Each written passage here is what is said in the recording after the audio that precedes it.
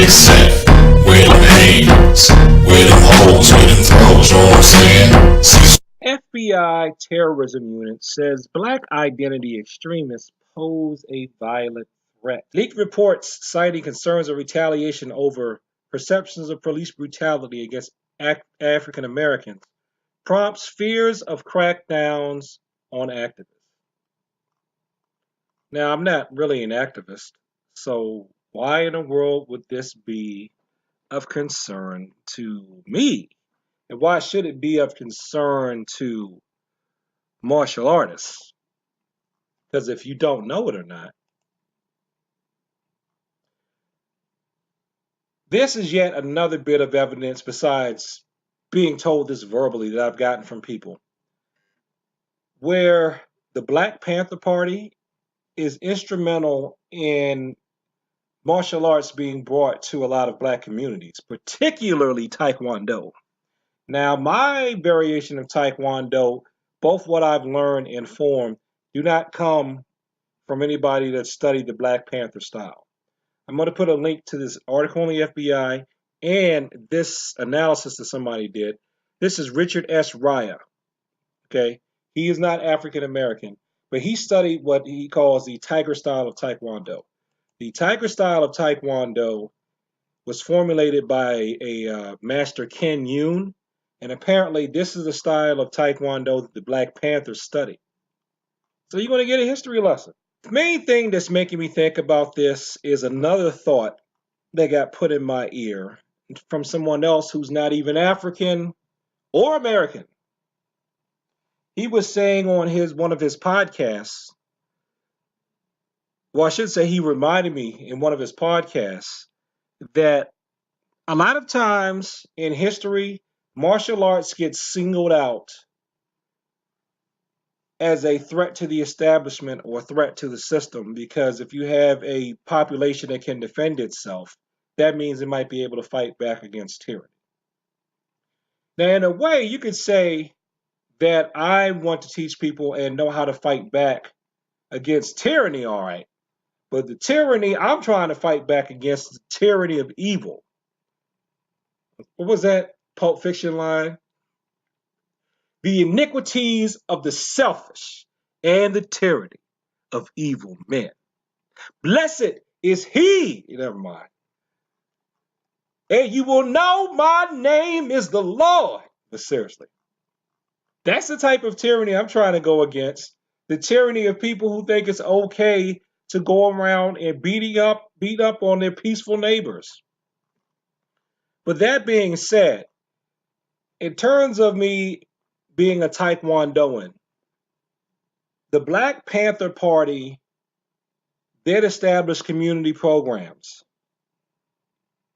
despite whatever else you feel like they didn't do. And even this article goes into the issues that the Black Panthers had with sexism, because apparently they wanted it to just be the men fighting the fight, not the women.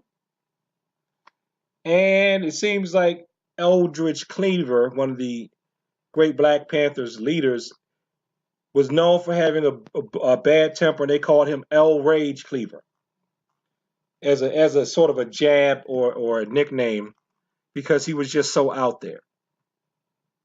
But the good that did come from this is that with their Tiger style and just them spreading martial arts in general, I think they actually used to go to community centers too,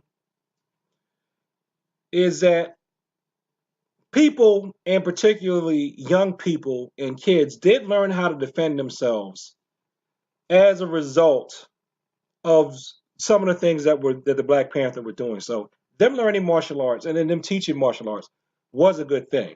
But at the same time, you have to wonder though if there's all I think there's always going to be one crazy person that's going to try to say link what's going on at community centers now. They probably look and see if you're involved in any type of terrorist thing they think could be a threat. So, but I want to take a look at this. This right here. This is a student creed, right? a lot of times, definitely in Taekwondo schools, because I have a student creed that I use for my students. My student creed is, "Blessed be the Lord, my strength, who teaches my hands to warm, my fingers to fight." Okay, that comes from out of the Bible. Think of Psalm 144, verse 1. June Ree, who's a DC area, right? June Ree came from taught in the DC area, and he developed a student creed. A lot of stuff when I've gone to different schools, if they had a student creed, it was some variation of what June Ree did. And June Ree is not African American, by the way, in case you didn't know. But this is lifted from the PDF that I'm going to put a link to. But to develop might for right, because that was June Ree's slogan in his commercials. The student creed credited to Master June Ree, a friend of Bruce Lee, but man who, as far as anyone knows, had no direct contact with the Panthers, which I tend to believe because I think they were more of like an East Coast and New York thing. I don't recall anything about the Panthers being in D.C. because a lot of that stuff happened. When a lot of this stuff was going on, I either wasn't even born or I was an infant or maybe a toddler at tops. Okay, because I was born in 1970. So their student creed bears a striking resemblance to the Black Child's Pledge that ran in the Black Panther, the party newsletter. In part, it reads, this is supposed to be the Black Child's Pledge that the Black Panthers came up with. I pledge my allegiance to my Black people. I pledge to develop my mind and body to the greatest extent possible. ... means something was left out. I will train myself never to hurt or allow others to harm my Black brothers and sisters. There's a ... Something else was left out.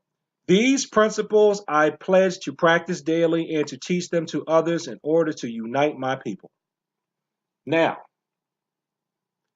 it's a great student pledge, a student creed. It's great and it's not. You know where it's great though? If people really believe this, then shooting each other over territory and drugs would not happen. Now, you're going to call me a traitor. I'm going to be called a traitor and I'm going to be called a racist, probably from the same video, because that's how I roll. So, black on black crime. I mentioned black on black crime. That makes me a traitor. That makes me evil, right? But if people really believe this and will really practice this, you wouldn't have black on black crime. At least you wouldn't have kids doing it. Okay? So that's an awesome thing. Now what's going to make me a racist? I couldn't use a student pledge like this because this is going to alienate the students that I have that aren't Black. Straight up. And my students I've taught people of every race. I think every single race on the planet.